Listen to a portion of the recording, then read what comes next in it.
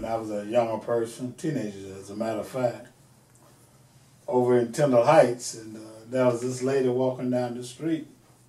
And being a little naughty teenage boy and, you know, trying to show out in front of the other boys, I'm sorry about it, but I started kind of picking at the lady. And she turned around and looked at me, and it was on Elizabeth Street in Tyndall Heights, and pointed her fingers at me and said, "Just keep living." And I didn't understand it then, but now I'm in a position where I can understand what "just keep living" means. For example, my guest today and I used to play tennis, you know, quite a few years back, late at night, over at Tatna, and I was just keeping living. That's right. Has put some time between that, but I said that to say that he's a friend of mine, very learned young man, very successful, and very, very concerned about our community. This is a call to action. A call to action. I'm your host, Alex Habersham, and I tried to get my few words in because I'm talking to an editor and a reporter and a radio announcer. You know, a lot of people don't know that.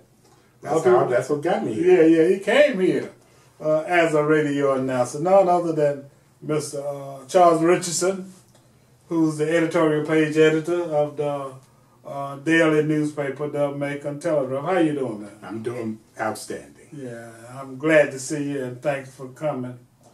You know, I called Charles a few days ago, and, you know, I just respect highly his opinion and viewpoint and suggestions on what we can do to make this community better. And I have had some concerns about the community in a lot of different areas for quite some time. So I just want to chat. I want to have Roosevelt fireside chat with Charles, and let's just talk about the community. But everybody does not know you. A lot of folks do. Talk a little bit about yourself first. I'm just Charles. I'm just Charles. I'm just trying to live my life, trying to do what God has put me here to do.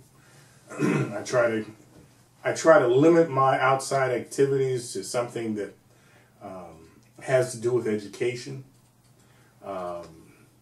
And if I can do that, then my time is well spent. I don't try to divide it up into a lot of different areas, but if a school calls me, I go. If it's something to do with education, that's my thing. Okay, well, I'm glad you said that, because let's talk about education. You know, since it's important to you, and, you know, since you've made it a priority for yourself personally, why? Because it's the key to everything. It is the key to everything. You know that. That for every problem that we face in this community and in this world, education is the key. No matter what problem it is, education is the key. How to keep from getting locked up? Education. If you go down to our LEC right now, you're going to be looking at generally an inmate population that has a 7th or 8th grade at the highest education. They're not bringing enough brain power to the table, so they end up behind bars. You look at the young mother that's having babies out of wedlock, they're not bringing enough brain power to the table to tell that young nincompoop, no, you need to go somewhere else. You look at everything that's going on in our community, from the gangs to the wearing their breeches down below their butts. It's about education. Because if you are educated, you understand that showing off your Rudy Poot is not a good thing. And you would know that that's what prisoners do in prison, to show off that you got your you-know-what out there for the taking. You would know that. But rather, you walk down the street like that. But education is the key to everyone's success. And it's gotten to the point now, even more than when we were growing up. when we were coming up, you could work at many of the manufacturing plants and make a pretty good living. Where are those plants at now? They're gone. There's nothing you can't go down to the plant and make good money because the plant is gone.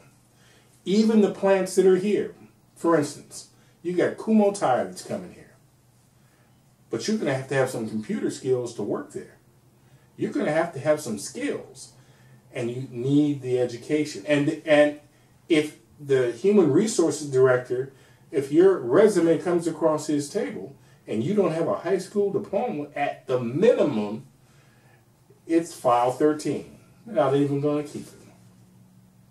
So you have to educate yourself in order to be successful in the 21st century. Well, let me ask you a question. What are the barriers to this education? I mean, where have we gone wrong as it relates to the general knowledge and understanding that one needs education in order to be successful? And once you give us a take on that, I want you to talk about how some individuals and leaders and entities are miseducated. It seems, as it relates. But let's talk first about the most important thing is where are we going wrong, particularly with young people. And what's the graduation rate in? Just below 60%.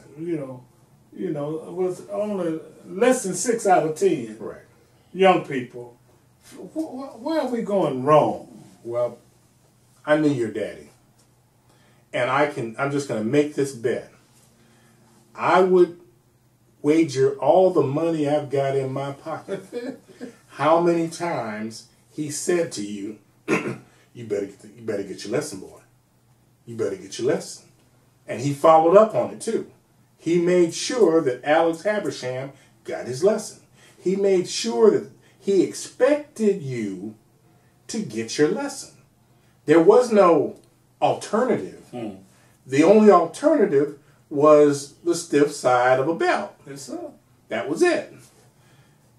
My mother, the same thing.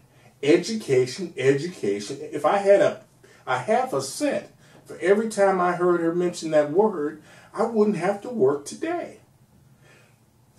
They drilled it into us that we expected it. We knew what we had to do. Somewhere in the last 30, 40 years, we lost that. We lost that, and not only did we lose that, we stopped demanding it of our education systems. We started to forget that not only were we supposed to be educated, we were supposed to have high standards, high expectations, that we weren't supposed to be C students. We were supposed to be A students.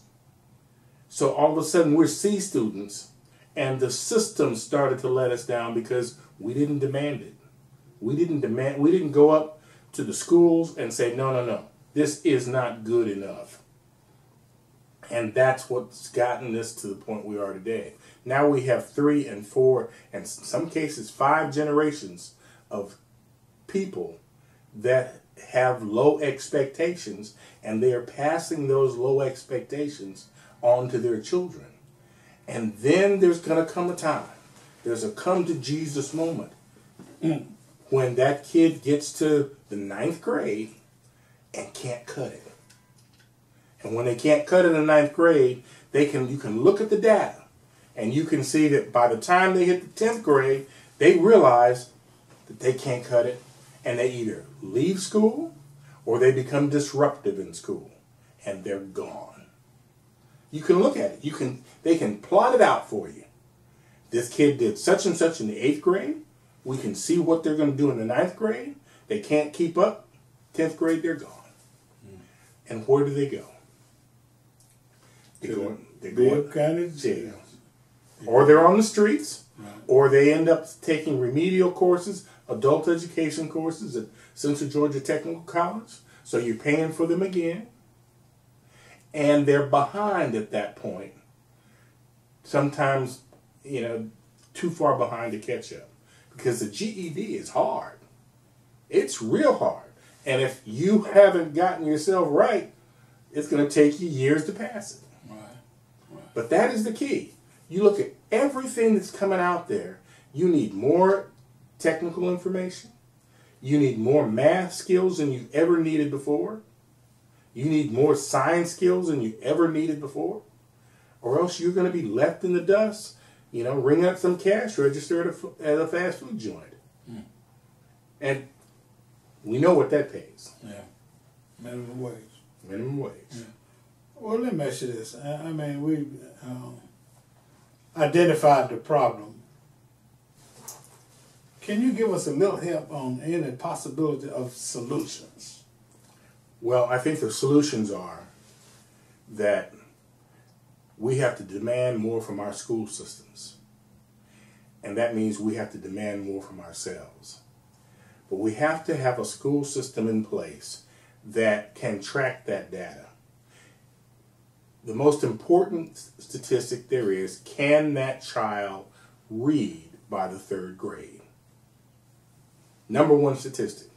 If that child can't read by the 3rd grade, what system is in place to remediate that child right then and there so that you can bring that child up to speed so that that child can read? From kindergarten to 3rd grade, that child is learning to read. From the 3rd grade on, that child is supposed to be reading to learn. And if they don't learn how to read by the 3rd grade, they are in trouble. What we've not done is put those steps in place to address that kid's shortfall right then and there.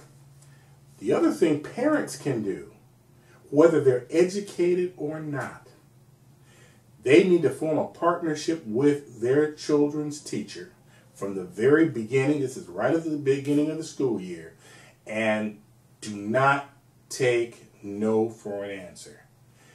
Expect the best from your child, even if you don't know what the best is. You know what an A looks like. You know what a B looks like. And you know what a C looks like. But expect the best and sit in on your child's class. Do it about once a month. Make sure that that child is getting the best that teacher has to offer. Because I can guarantee you, there's some Rudy Poots in the class. But that teacher will appreciate not only your child, but you if you are on call. I used to have my kids' teachers on speed dial. They have Infinite Campus in Bibb County. You can go on the website. Everybody can get their smartphones. They can do it on everything else. And you can see what your kids' assignments are. You can see what their grades are. You can do all that. So instead of dialing to see what the best YouTube video is, find out what your children are doing in school. If you got an issue, go to the teacher. Go to the principal. And if you got to take it higher than that, take it to the superintendent. Work it.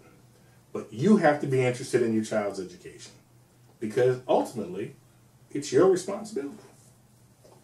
Okay, we're going to talk about, thank you very much, sir. We're going to talk about the miseducation of some folk as it relates to the positions that some of us take about issues in the community.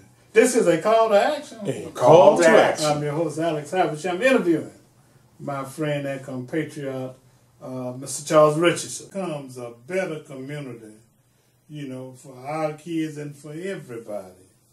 And there are some factors that are affecting where we are and how much progress we are making and the like thereof. So, Dr. Richardson, with his great mind and his insight, and this is a gift, and I think he acknowledges that, is able to look at things and analyze them and come up with possible approaches to dealing with some problems and making this a better community. And I respect him very highly for that, not only for his ability to articulate it, but his concern about the community and making this a better place for all of us.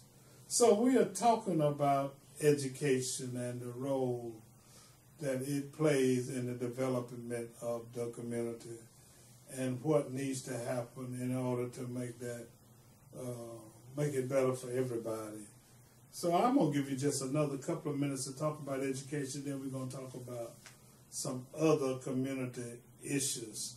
What about the resources for education? Are there some other things that the parents are... Oh, let's talk about other entities like churches and fraternities and sororities and organizations can do. If, in fact, education is the key, then shouldn't some of these entities which are supposedly designed to improve the community be involved in that process? It is a total community effort to get children educated. Your churches, your fraternities, your sororities, everybody. Lottie-dottie and everybody. Everybody. Because if we don't, we'll have a lot of folk working at Burger King. And you cannot have a successful life on minimum wage. You just can't do it. That is a entry-level position. It's not enough to raise a family on. It's not enough to buy a house on. It's just not enough. So you have to increase your earning potential, and you can't do that flipping burgers. So it's the responsibility of parents. It's the responsibility of grandparents. Everybody's got to get involved. I carry in my truck a board of education. My grandchildren mess up, I am on the list. And they all know that I will take that board of education and use it. Because I'm not their friend. I'm their grandfather. Right. But I am not their friend. Particularly when it comes to things like that. You get your lesson. You don't talk back to teachers. You don't do that. The one thing that they can control is their behavior. They can mess up on a test or whatever, but they can control their behavior. Absolutely. They can keep their mouth shut.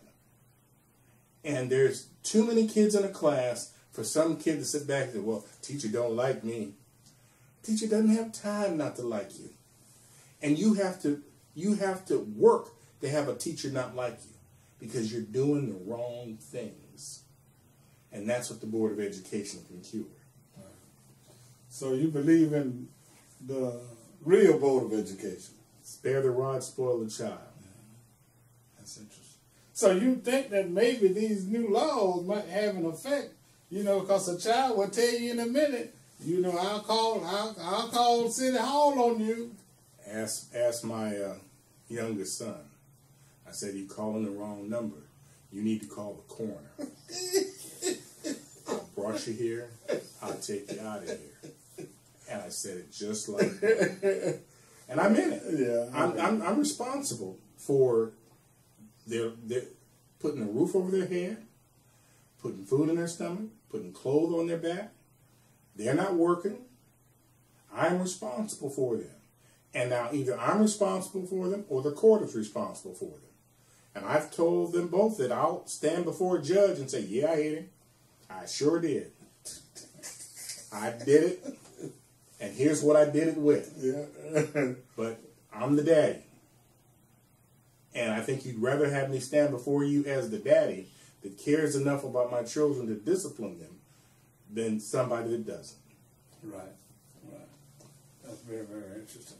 Let's talk a little bit more about the community. It kind of breaks my heart, frankly. I guess you're my therapy piece today. That we've got so much potential in this community, economically, socially, spiritually, educationally, and just any other lid you can name. And then I want to, limit it, not being separatist, but I want to, limit it to African Americans. And the reason I'm doing that is because, we're at the bottom of the totem pole in just about every area. And I don't fully understand that. Because, you talked about the slaves and being free and learning how to read.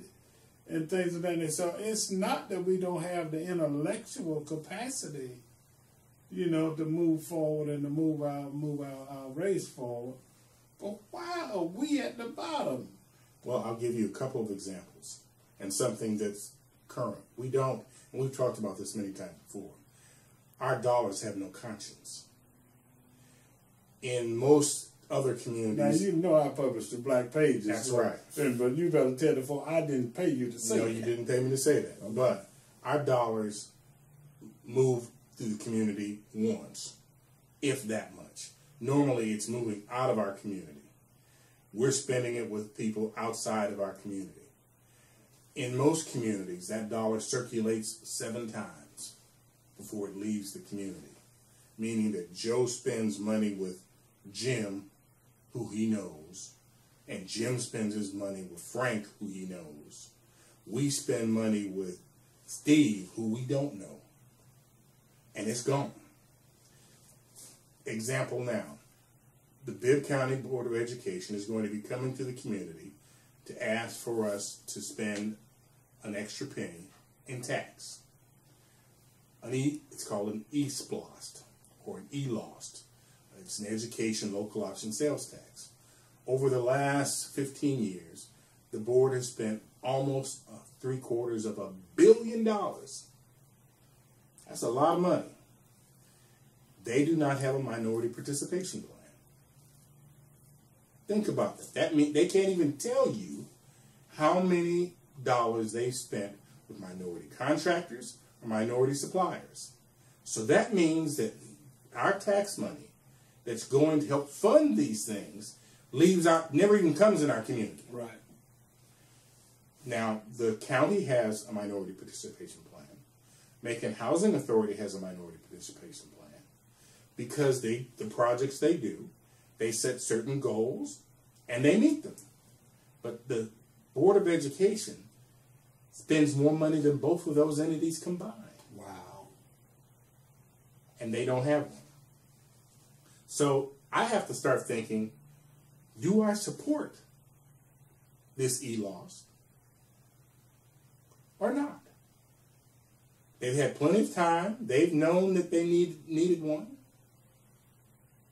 And I would hope before November that they get one and put it in place. If they don't, I'm going to vote no. And our community has to start thinking like that. Right. Or else our money will be going, again, never even coming into our community. Do we have contractors can do the job? Of course we do. Right. Everybody else can find them. You know what I term it? I use an expression, voting against your own interests. I guess we spend against our own interests also. How many black grocery stores do we have? I don't know. There used to be an example that they asked how many black toilet paper makers do we have? I don't know. I don't know about your household, but we go through a whole lot of toilet paper. Those are things that everybody uses. Right. So we have to start thinking like that and checking out resources like the Black Pages. Again, he hadn't paid me any money to see where those dollars need to be spent. Because the healthier we can make our community, the better off we'll all be. Right. This is a call to action. Call to action. I'm your host, Alex Habersham, interviewing Mr. Charles Richardson, editorial page editor of Macon Telegraph. Take a minute and encourage the community, Charles. Say to the community what we can do both individually and collectively to address some of these issues we have in our community. Well, I think we really need to think through many of the issues. I'll give you an example. We've been talking about this preacher pimp thing at the Tubman. I think that the preachers that got upset at that, it's a totally misguided response. Because quite frankly, a hit dog hollers. If you think that this applies to you, then it might. And there are so many other issues. You can stand in front of some of the people that were upset, their church, on their front stoop, and look in any direction and see the blight in their community that they're not addressing. So if you're going to get somebody up in arms to go march on anything or protest on anything, all you got to do is go to your front door. That's all you got to do. You can attack one block at a time. You can go knock on doors and say, why don't you cut your grass? You might be an elderly person, we'll come cut it for you. You need something fixed up, we'll come fix it up for you. But we don't see that happening. We talked about education. How many of these churches are holding after-school sessions for their kids, even their own kids in their church, or the kids in the neighborhood? How many of them are providing teachers and after-school help and this and that? They've got teachers in their congregations. So with all of that, you're worried about a piece of art. That's just not right. And after writing a column about that I call silliness, I've had so many people tell me that, they're barking up the wrong tree. And I hope they know they were barking up the wrong tree. And if it offends them, I really don't care. Because that's not where their energy should lie. And I've had other preachers say they barking up the wrong tree. Because it's a piece of art. There's the rapper Ice-T. Yeah. On Quincy Jones's record, Back on the Block, he's telling Ice-T, Quincy's telling Ice-T that once you let somebody tell you what to say and what to write, your career will be over by tomorrow night. Once somebody tells the Tubman what to display and what's art, the museum might as well shut its doors. Wow. So, or let's turn that around. Once somebody can tell a preacher what to preach, then their career is over. So, I just think that it was That's a good analogy. That's a good analogy. Well, I guess I'll just have to have you back real soon. That's your beck and call. Yeah, there are a lot of issues that we can address, but I certainly appreciate, and if you want to chat with Charles, give him your email, Charles. I'm sure that they can send you an email. It's easy to remember. It's simple. My first initial, last name, C. Richardson @macon.com. That is very, very easy to remember. And I'm gonna do the same thing. It's A. Habersham @MaconBlackPages.com. Let's get this activity and this interaction and this conversation going to make it a better community. Because we get together and make our minds up to make it better, we can make it better. And don't forget that everybody can play a role in the most important issues in our community: economics and education. This is a call to action. Call to action. I'm your host, Alex Habersham. Have a great day.